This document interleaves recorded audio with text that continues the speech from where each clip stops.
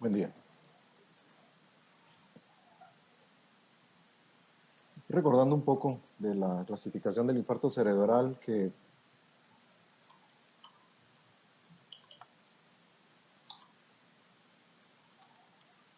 esta clasificación pues es ampliamente conocida y es importante definir cada uno de los aspectos en cuanto a esa clasificación, debido a que en la enfermedad vascular cerebral pues hay una línea pues básicamente que está en relación al tiempo en que una persona puede presentar un infarto cerebral o bien queda como una isquemia cerebral transitoria.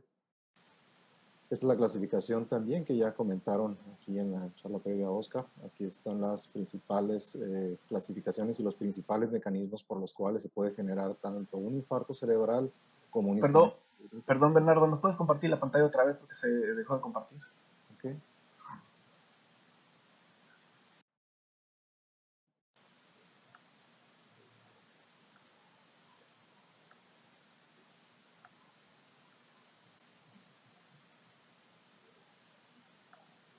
¿Sí? Gracias, adelante. Bien. Okay, gracias. Esta es la clasificación de TOUS, del infarto cerebral. Estos son los principales mecanismos por los cuales pues, sabemos que se puede generar tanto una isquemia cerebral transitoria, así como mm, un infarto. Ahora bien, en cuanto a la isquemia cerebral transitoria, como ya sabemos, puede preceder al infarto cerebral. De hecho, los porcentajes pues, son pues, bastante considerables, considerando que las atenciones que se dan en diferentes medios pueden ser pues, en pocos días. Hay quienes aplazan la atención, pues evidentemente pues, porque estas manifestaciones desaparecen y buscan atención después de muchos días, y pues vaya, el porcentaje pues es bastante alto, ¿no? En cuanto a la epidemiología, pues ya habló un poco Oscar sobre esto, cómo va incrementándose la esperanza de vida y los cambios en el estilo de vida, pues cada vez vivimos más años, y en países que son subdesarrollados, pues las causas de mortalidad pues van incrementándose hacia una tendencia a las enfermedades cerebrovasculares. Esta es una gráfica también que está en relación a la Organización Mundial de la Salud. Aquí vemos que desde las muchas décadas ya se tenía considerada la enfermedad vascular cerebral entre las principales causas de enfermedad y muerte. Y lo que se estima es que en las siguientes décadas pues, va a ocupar pues, uno de los principales lugares. En cuanto al infarto cerebral, pues el diagnóstico del infarto cerebral primeramente se basa en la historia clínica y en el examen físico. Aquí es importante definir, porque en cuanto al tiempo que se busca para definir si es una isquemia cerebral transitoria o un infarto cerebral, si hay manifestaciones parecidas al infarto cerebral, definitivamente necesitamos estudios de imagen para poder confirmar y poder evaluar la extensión de estos cambios. Sabemos que hay muchos simuladores del infarto cerebral, como son los estados postictales, infecciones sistémicas, tumores del sistema nervioso central, alteraciones metabólicas, encefalopatías metabólicas que pueden dar manifestaciones tanto focales como generalizadas. Tenemos los casos también de migrañas, que pueden dar manifestaciones así mismo, pues en diferentes niveles. Y la simulación, pues personas que llegan ahí tratando de obtener pues algún beneficio, ¿no? En cuanto a la imagen del infarto cerebral, como dijimos, la resonancia magnética, pues actualmente es una herramienta que puede estar disponible en algunos centros especializados. Hay muchos lugares en los cuales, pues desafortunadamente no se cuenta con ellos, y aquí pues la diferencia que hay en cuanto a poder definir lesiones tan pequeñas como de 4 milímetros en estados clínicos iniciales, hay una diferencia pues en cuanto a la técnica de difusión por resonancia magnética en cuanto a una tomografía. Aquí están los tiempos. Esta diapositiva me parece importante, que desde hace muchos años se había considerado ya que la disección cervicocerebral es una de las principales causas de infarto de cerebro en personas jóvenes. Ahora bien, muchos sabemos que llegan pacientes a buscar atención, que son jóvenes, que se hacen estudios tanto de tomografía como de resonancia, que pueden resultar normales, Sin embargo, no se extienden esos estudios para hacer evaluaciones de estudios vasculares cerebrales en los cuales pudiera haber alteraciones de este tipo y que posteriormente llegaran a desarrollar un infarto cerebral.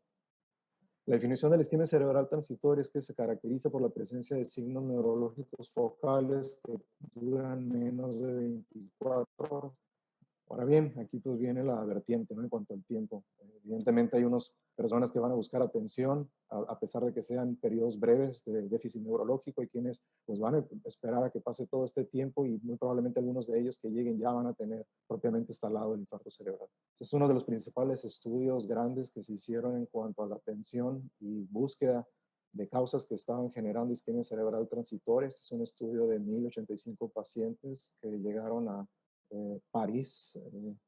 Se hizo, los antecedentes fueron los principales determinantes para poder definir los métodos en los cuales había un retraso en el diagnóstico de la isquemia cerebral transitoria debido a que había ausencia en el acceso inmediato a clínicas para manejo de isquemia cerebral transitoria. Por lo tanto, los métodos fueron la isquemia que tuviera una recuperación total, o sea, de manera clínica. Se les realizó una evaluación neurológica, evaluación arterial y de imagen cardíaca dentro de las primeras 4 horas a su ingreso, ¿no? Los objetivos fueron el infarto cerebral a los 90 días, el infarto al miocardio y la muerte vascular en el periodo de un año. Aquí se dan los principales porcentajes en cuanto a quienes fueron definidos como isquemia cerebral transitoria, unos que fueron posible isquemia cerebral transitoria. Y aquí viene un detalle importante, ¿no? Aquí se considera un número que no tuvieron lesiones nuevas y personas que tuvieron lesiones nuevas. Entonces, vaya, en cuanto a definir si fue o no una isquemia cerebral transitoria, pues si ya hay lesiones, pues se consideraría que pues, pudiera ser pues, un infarto cerebral. Dentro de esta gráfica se ven las características demográficas básicas y se ve que hay características muy similares entre los posibles casos de isquemia cerebral transitoria con las otras causas, y esas otras causas, como dijimos, pues fueron migrañas, encefalopatías, alteraciones metabólicas, y habían características muy similares en cuanto al porcentaje de distribución de los factores de riesgo ya conocidos para enfermedad vascular cerebral en las personas que tuvieron nuevas lesiones, manifestaciones clínicas con nuevas lesiones, infartos menores y manifestaciones clínicas de isquemia cerebral transitoria sin nuevas lesiones. Entonces esto nos lleva a que de estas personas que se evaluaron estas primeras 4 horas, algunos de ellos, una vez que se determinaron que había riesgo pues, de que fueran a presentar un infarto cerebral, se enviaron a unidades de stroke, o sea, unidades de ictus. Estos fueron los criterios de admisión en esas unidades de stroke. Y aquí pues vemos algunas de las principales causas que nos llevaron. Las etiologías, como también aquí ya de manera demográfica se describieron, pues también son bastante similares. La enfermedad de arterias grandes representa un porcentaje muy alto y las causas desconocidas o muy probablemente con estudio incompleto, pues van en un porcentaje pues bastante similar con enfermedad de grandes vasos. Aquí lo relevante que llama la atención del estudio es que a los 90 días de seguimiento, el porcentaje de riesgo calculado para infarto cerebral fue en las isquemias cerebrales transitorias que tuvieron una nueva lesión. Como tal, pues ya habían desarrollado pues, un infarto. Este fue el tiempo de estancia hospitalaria. Aquí se describen en esta gráfica pues, en rosa que no requirieron ingreso a una unidad de stroke y todo lo demás estuvieron básicamente manejados entre 24 y 48 horas. ¿No? Este es un gráfico donde se ve pues, este mismo porcentaje de todos los infartos en los cuales fueron isquemia cerebral transitoria que tuvieron nuevas lesiones. La interpretación de este estudio es que el uso de clínicas de isquemia cerebral transitoria en las primeras 24 horas pues puede determinar un tratamiento preventivo inmediato e iniciarlo y que eso pues disminuye grandemente el riesgo de otro infarto y así también el tiempo de estancia hospitalaria. Estas son una de las escalas que se utilizan para evaluar el riesgo de tener un infarto cerebral. Aquí vemos los principales predictores, que es la edad, la presión arterial en cuanto a su determinación de la presión sistólica y diastólica, y así también si fueron debilidad de un lado, debilidad de dos lados, alteración del habla. Aquí tenemos el porcentaje de riesgo dependiendo de los puntos que se van sumando. Ahora bien, en este otro estudio, pues también se hace otro tipo de evaluaciones en que son ya más específicas, se han ido agregando diferentes puntajes que le han generado superioridad en cuanto a factores predictores dependiendo de los riesgos. Aquí tenemos un estimador para poder calcular ese riesgo de recurrencia, donde vemos aquí de los principales, pues si ya ha tenido múltiples infartos, si tienes infartos simultáneos en diferentes territorios vasculares, y así también, pues aquí nos da un riesgo de porcentaje, ¿no?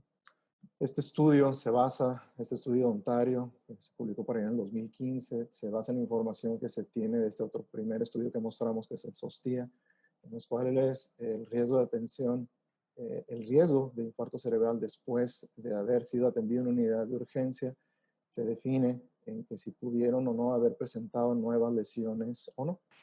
Entonces aquí pues llega el punto, ¿no? Si es un ataque isquémico transitorio, una isquemia cerebral transitoria, o bien si es un ictus menor. Aquí lo relevante también de este gráfico es que después del seguimiento a 7 días, 30 días y 90 días, el porcentaje de riesgo acumulado para eventos vasculares subsecuentes es mayor para una isquemia cerebral transitoria, tanto 7, 30, 90 días, que para un infarto menor. Es importante, por lo tanto, hacer un diagnóstico temprano y con eso pues poder ofrecer pues oportunidad de tratamiento pues para prevenir, vaya, otro ictus que pueda generar pues una incapacidad. Entonces aquí tenemos el tiempo de atención, si fue de horas o si fue de semanas, para poder calcular si es alto o bajo riesgo. La edad, el margen es de 45 a 60 años. La sintomatología es bajo riesgo si tuvieron pues mareo o solo tuvieron alteración de la sensibilidad, o bien ya tuvieron alteraciones del lenguaje. Y la duración, pues si es de alto riesgo, si dura más pues de 60 minutos, obviamente aquí ya se considera que esté desarrollando pues una isquemia que vaya a establecer daño en el tejido. Si había estenosis intracraneal o extracraneal o oclusión propiamente, pues son de alto riesgo los que están presentes, ¿no? Con una estenosis intracraneal severa. Los pacientes que tienen síntomas neurológicos isquémicos transitorios deben someterse a una evaluación de neuroimagen dentro de las primeras 24 horas de aparición de los síntomas, o tan pronto como sea posible, pues en pacientes que los presenten de manera tardía, ¿no? En este otro estudio, también es un estudio francés, que se publicó en 2019, aquí se ve una proporción de los pacientes que llegan y que se les atienden por médicos en áreas de urgencia, ¿no? Entonces, los pacientes a los cuales se les indicó practicar una resonancia magnética o una angiotomografía, una tomografía de cráneo, y lo que llama la atención, pues se esperaría que el porcentaje de pacientes que llegan con este tipo de manifestaciones pues estuvieran quizá pues en este punto, ¿no? O sea, si tienen manifestaciones, pues esperaría que se hicieran estudios, pero pues, lo que llama la atención es que si acaso el 25% de estos pacientes que llegaron a buscar atención se les solicitó estudios de imagen. Aquí en este también el número de solicitudes que hubo de diferentes estudios y el periodo de tiempo de espera, vaya, para realizar esas otras imágenes, como fueron el Doppler, el ecocardiograma transtorácico, la resonancia y la tomografía. Y aquí se ve que dentro de las primeras 3 horas, pues era pues poco la solicitud de estos estudios, y arriba de 24 horas es cuando hay pues, muy un porcentaje de solicitud de estos estudios, ¿no? Por lo tanto, pues aquí nos hace pues pensar qué tan conveniente es practicar la angiotomografía y la resonancia magnética, pero estando en nuestro país, pues quizá la disponibilidad tanto de la tomografía como la resonancia pues puede ser un punto pues a considerar, debido a que la sensibilidad y la especificidad que podamos tener con esos dos estudios, pues no en todos los centros pues tenemos capacidad, ¿no?, para poderlo realizar. Si bien es cierto que la sensibilidad es alta en resonancia magnética por difusión, pues la especificidad no es tan alta, ¿no?, así como lo es en una tomografía, ¿no? Ahora bien, en este estudio lo que se llegó a determinar es que la presencia de estenosis o oclusión extra o intracraneal sintomática es predictiva de un infarto cerebral recurrente, ¿no? Hay un mayor riesgo de infarto recurrente en las primeras 48 horas del inicio de los síntomas, ¿no? Y pues aquí lo que llama la atención también, que los estudios que se practicaron en estos pacientes con isquemia cerebral transitoria fue en un periodo mayor a 24 horas. Por lo tanto, pues muchos de esos pacientes perdieron la ventaja en tiempo para determinar si existía o no patología, ¿no? Entonces, las limitaciones en el acceso a los estudios de imagen en tiempos adecuados, tanto en este estudio como en otras instituciones, pues continúan pues hasta la fecha, ¿no? O sea, en el 2012 existía este problema, nosotros nos enfrentamos a esto pues en nuestras instituciones aquí en México. En cuanto al manejo, es prácticamente similar al manejo del infarto cerebral. Evidentemente no vamos a poder nosotros determinar en las primeras horas o en los primeros minutos cuando llegan pacientes que tienen manifestaciones, si esas manifestaciones se van a revertir o esas manifestaciones se van a establecer como tal. De tal suerte que sería pues conveniente determinar los tiempos para atenderse en cuanto a la evaluación por médicos, evaluación por unidades especiales de atención y así también evaluaciones por imagen y estudios arteriales para definir si van a ser candidatos o no pues, a manejo con trombolítico, ¿no? Estos son los estudios que ya pues bien conocemos, incluso ya se manejaron un poco en cuanto a la epidemiología, es determinar si existen factores de riesgo y en qué punto de mortalidad se encuentran esos pacientes con esas escalas predictoras que ya se manejaron previamente y definir los diferentes niveles en algunos pacientes seleccionados para definir si van a ser candidatos o no al tratamiento.